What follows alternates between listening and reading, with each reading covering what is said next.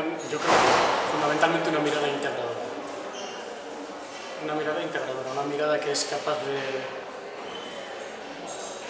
de comprender el lugar, de comprender a la sociedad o a la persona que se dirige a ese territorio e integrar las sensibilidades tanto de la persona como del lugar, ¿no?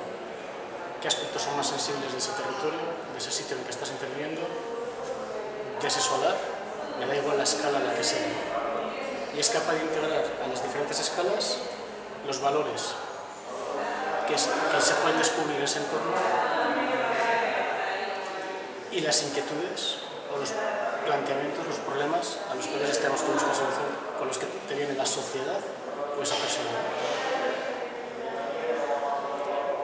Más que qué es lo que ha aportado, es lo que deberíamos aportar o buscar aportar cada uno de nosotros en cada momento.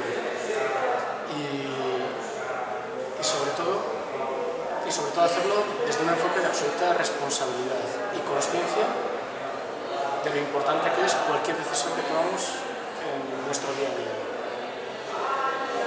Buscando la mejor tecnología, la mejor técnica para ese lugar y para ese problema que se nos está planteando, ¿no?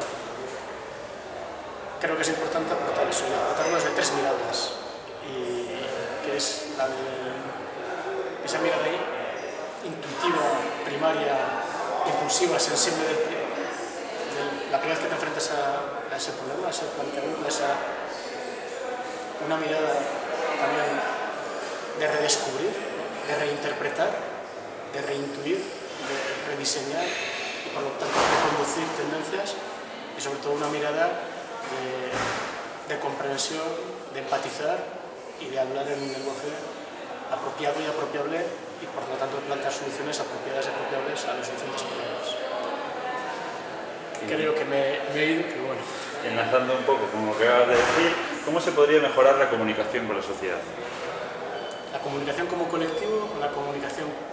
La comunicación, pues chico, normalizándola. Hablando con, yo creo, no lo sé. Yo creo que hablando con naturalidad, con normalidad, con humildad y con consciencia de servicio.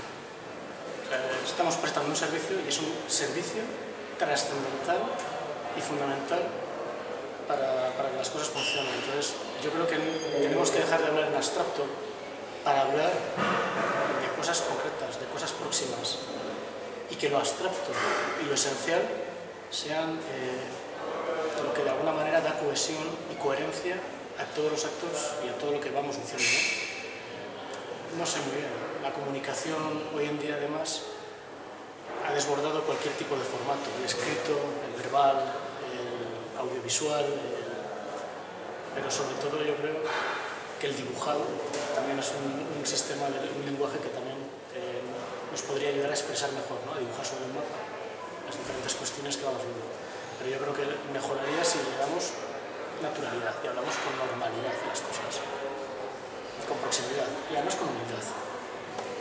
Que tenemos mucho que aprender de la gente con la que... de la sociedad y de la gente que nos viene a plantear problemas, ¿no? Ayer creo que decía eso de hay que establecer un diálogo, y el diálogo no es el comunicar, no es únicamente el contar, sino también tener la capacidad de recibir para en esa deriva diaria ir mejorando, lo que hablábamos antes, ir mejorando tu propio discurso, ¿no? Ir aprendiendo a cómo contar las cosas. No agarrarnos a tabús y a cosas fijas. No sé si se comunica bien.